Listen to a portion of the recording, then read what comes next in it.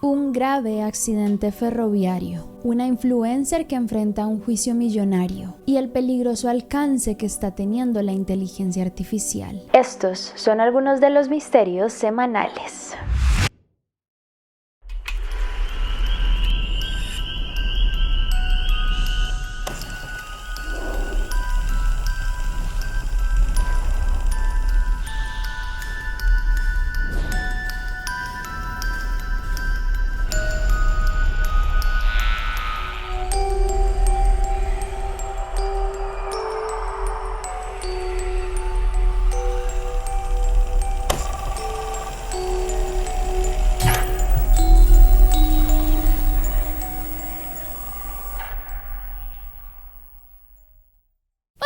Y bienvenidos a un nuevo video. El día de hoy con nuestros misterios semanales, cosas muy interesantes que han ocurrido en las últimas semanas que me encantaría que conocieran. Algunos conocerán ya detalles, otros no sabrán mucho más, así que acá trato de emplearles la información lo que más puedo frente a lo que se está hablando y todo lo relacionado con el mundo del true crime, el misterio y demás. Pero antes de comenzar, no olviden seguirme en todas mis redes sociales, en mi Instagram, en mis TikToks, en mi canal de WhatsApp. También recuerden que ya tenemos podcast como Paulette en Spotify y seguirme en el segundo canal también, donde comenzaremos a hacer mucho contenido para ustedes también. Pero bueno, ahora sí, sin más que decir, comencemos. Ya puedes encontrar Paulette como podcast en Spotify, así que también ya puedes ir allí y escuchar todos mis videos también. No olvides seguirlo y calificarlo y te dejo el link en la descripción. Accidente ferroviario. El pasado 18 de enero, España se vio envuelta en una muy triste situación, un gravísimo accidente ferroviario. Alrededor de las 7:45 de la noche de ese día, a la altura de un lugar llamado Ademuz, en la provincia de Córdoba, se produjo un terrible accidente cuando 3 vagones de un tren de una compañía llamada Irio se descarrilaron en su trayecto entre Málaga y Madrid. Lo delicado de la situación es que para ese momento estaba pasando por su lado otro tren de la compañía Renfe que circulaba de Madrid a Huelva y los vagones que se descarrilaron impactaron contra los 2 primeros de ese otro tren. Lo grave es que estos 2 vagones también se descarrilaron y cayeron por un terraplén de aproximadamente 4 metros de profundidad.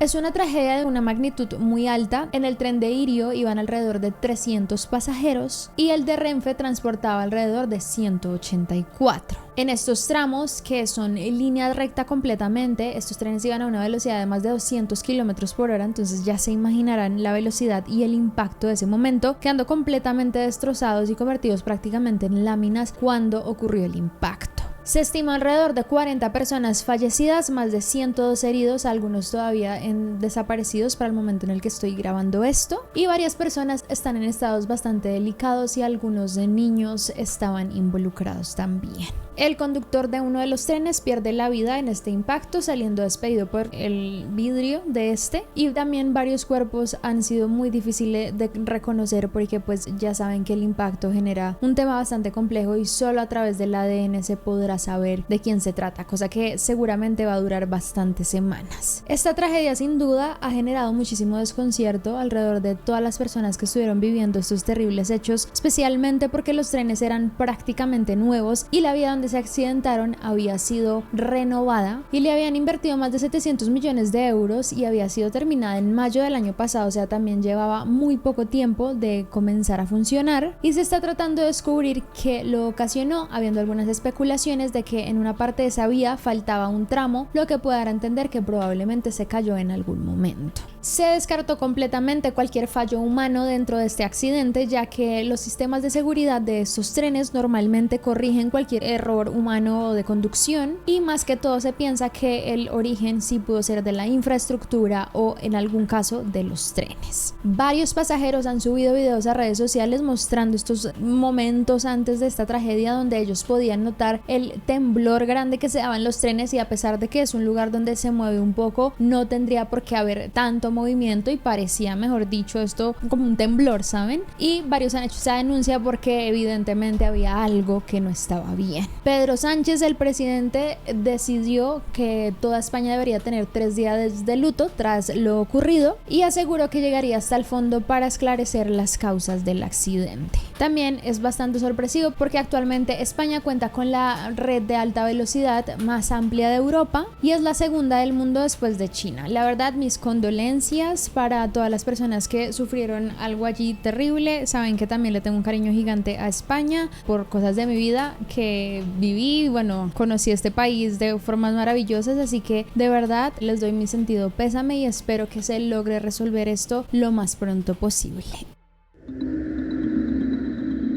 Deep fake. Antes de comenzar con esta noticia, quiero aclararles un término que es deepfake. Es una palabra que se refiere a un video, a un audio o una imagen creados por inteligencia artificial que realmente imitan de forma muy realista a una persona. Ya sabiendo qué es esto, bueno, a lo largo de este año se ha acelerado impresionante el tema de la inteligencia artificial. Se dice que incluso en 2023 el número de deepfakes era de 500,000 y para el 2025, cuando se acabó el año pasado, era de 8 millones, o sea, más de 300% ha aumentado el crecimiento de este tema de los deepfakes. Y es que actualmente han surgido muchísimos videos en X, en Instagram, en Facebook, bueno, en todo lado, de personas mostrando a qué están llegando estas herramientas. Como pueden ver acá, estos videos que les estoy mostrando en la pantalla, valga la redundancia, pueden ver personas de la vida cotidiana utilizando estas inteligencias artificiales para convertirse en estrellas de Hollywood, cantantes, personas influyentes y demás. Cada vez hay más personas que dudan de esto, gracias a Dios, pero hay otras que todavía creen mucho que este tipo de cosas son reales y se están llevando a cabo muchos tipos de estafas o situaciones complejas donde hay videollamadas en bajas resoluciones, audios reenviados por aplicaciones y demás que son a través de estas herramientas. Lo más loco son estas nuevas herramientas que ya parecen mantener movimientos fluidos y constantes, porque es que estamos hablando desde hace 3 años, un video de Will Smith comiendo no se veía real, pero ahora se ven hiperrealistas. Y a día de hoy ya los rostros se ven mucho más estables, no hay parpadeos, no hay deformaciones y demás cosas que ahora pues se están volviendo un riesgo. Además de, por ejemplo, la clonación de voz, que cada vez es más avanzada y apenas unos segundos de grabación ya la inteligencia artificial puede reconocer las emociones, las pausas, la respiración, el ritmo con el que una persona habla. Y actualmente lo que pues debería pasar y se está intentando buscar es ya como una tipo de solución para que estas infraestructuras tecnológicas no afecten los contenidos a las personas, su vida, especialmente en temas de firmas digitales, de sobornos o de estafas que se dan mucho por internet o demás. Así que les traigo también esta noticia para que vean no solo cómo está evolucionando la inteligencia artificial, sino aparte de eso también sean un poco más lentos a la hora de decir si algo es real o no. Siempre pónganlo en el punto medio porque hay muchas generaciones, generalmente las que están un poco más hacia los 50, 60, 70 años, que todavía no saben distinguir entre esto y todavía hay como esa duda de si algo es real o no, se lo creen inmediatamente, para que se empiecen a preparar y empiecen a adaptar su ojo a la duda de si algo es real o no, si esta persona sí lo podría decir o no, especialmente porque están utilizando mucho la imagen de grandes estrellas, que esto podría ser terrible para ellos, la verdad. Y aparte de eso, no solo el tema de estas estrellas, sino ustedes mismos protegerse y cuidarse frente a estafas, fraudes, extorsiones, suplantaciones de identidad que pueden ser cada vez más comunes y que no sé, de alguna forma eventualmente la sociedad se vaya organizando para crear leyes que nos cobijen y nos protejan de este tipo de prácticas. ¿Ustedes qué piensan? Chiara Ferrigani. Chiara Ferrigani es una de las influencers italianas más importantes del mundo. Llegó a tener una audiencia de alrededor de 28 millones de seguidores en Instagram, siendo una de las más impactantes e influyentes desde que comenzó su blog en el año 2009. Una creadora de moda centrada en este tipo de contenido que alcanzó una gran cantidad de colaboraciones con diferentes marcas de belleza, de moda, diferentes cosas tras su éxito, y se volvió como ese sinónimo de muchas personas de emprendimiento, de empresaria, de éxito y demás. Sin embargo, ella entró en un gravísimo escándalo que para ese momento se llamó Pandoro Gate. Le pusieron ese nombre y es que ella hizo una campaña donde patrocinaba algo llamado Pandoro. Los Pandoro son como un pastel tradicional italiano y para esa época, que era como fin de año, hizo una promoción en donde por cada compra que hicieran de Pandoros, las personas, esa compra se iba a donar para una causa benéfica, para una organización de niños con autismo y para el Hospital Pediátrico de Turín. Sin Sin embargo, varias autoridades y periodistas decidieron entrar un poco más en la investigación de esta campaña que ella estaba haciendo y descubrieron que de alguna forma lo que ella prometía a través de este producto no era lo que realmente se estaba haciendo. Las ventas eran limitadas e independientemente de lo que se hiciera, el dinero no estaba siendo dirigido a donde ella prometía. Según dicen, ella pagó con antelación una cantidad específica de dinero a estas organizaciones, pero una vez comenzó la venta de los Pandoros, esas ganancias no fueron para esos lugares, sino para ella misma. En diciembre de 2023, las autoridades italianas la multan con más de 1 millón de euros por prácticas comerciales engañosas, y para enero del año pasado se abrió un proceso un poco más amplio relacionado con cargos de presunto fraude agravado.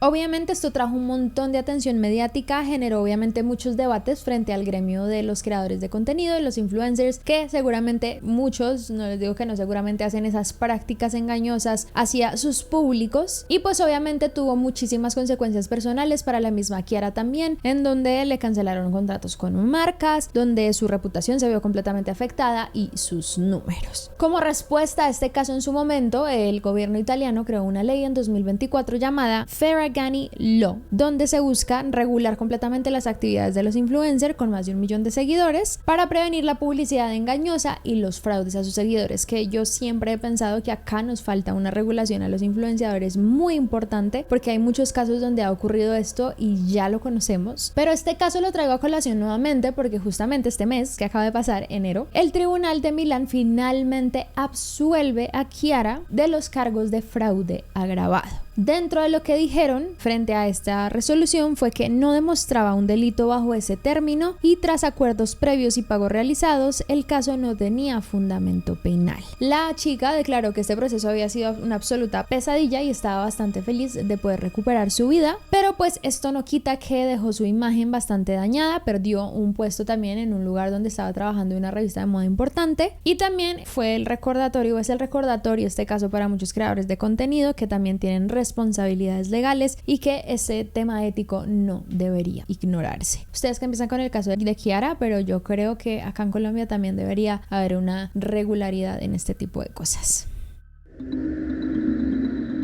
La flota Abu Bakr II.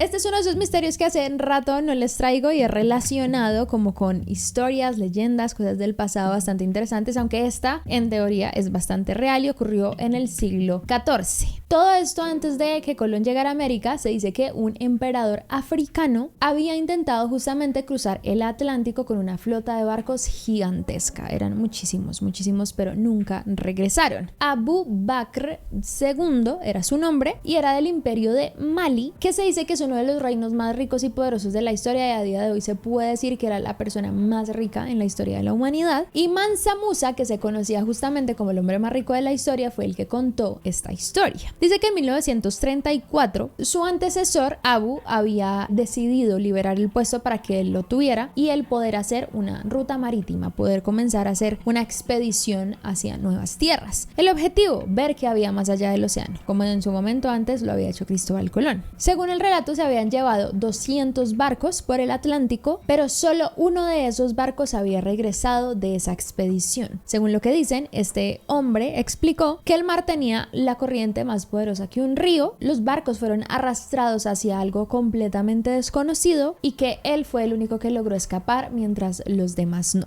En ese momento no decidieron creer mucho en la historia, así que tomaron una nueva flota de barcos, en esta ocasión 2000 barcos, muchos de ellos con provisiones, algunos con animales, personas y suministros, e incluso el propio Abu en ese momento lideró él solo la expedición, porque a la primera él solo los había mandado, la segunda él la lideró. ¿Qué pasó? Que nunca se volvió a saber nada más de ellos. Y aquí empieza uno de los misterios más grandes en la historia frente a estas embarcaciones. Hay personas que aseguran diferentes teorías frente al tema. Algunos dicen que ellos llegaron a América, que probablemente fueron de los primeros en tener contacto con los precolombinos, especialmente porque hay ciertos rasgos aspectos lingüísticos, algunos físicos y culturales que se pueden combinar de las dos culturas. Y sí dicen que han habido varios relatos indígenas donde varios aseguraban que unos hombres de tez oscura habían llegado del mar. Hay otras teorías que hablan de una destrucción de sus barcas pues por parte del océano. Generalmente el Atlántico se conoce como un mar bastante hostil, tiene muchísimas corrientes, muchas tormentas y hay zonas muy difíciles de navegar, entonces se piensa que para ese momento lo que ocurrió fueron accidentes de este tipo por el tema del mar.